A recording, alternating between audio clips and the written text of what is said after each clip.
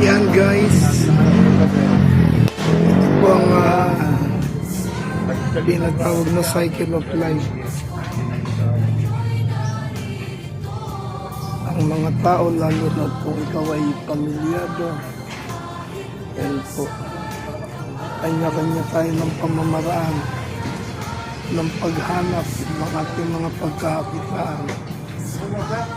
Ang mga maiyaman, kailangan po tayong mga mahihirap upang gumawa sa kanilang mga pinagkakitaan, mga pinatatakbong negosyo. Ganon din naman ang mga mahihirap. Kailangan ng mga mayayaman upang sila ang magpasahod sa atin.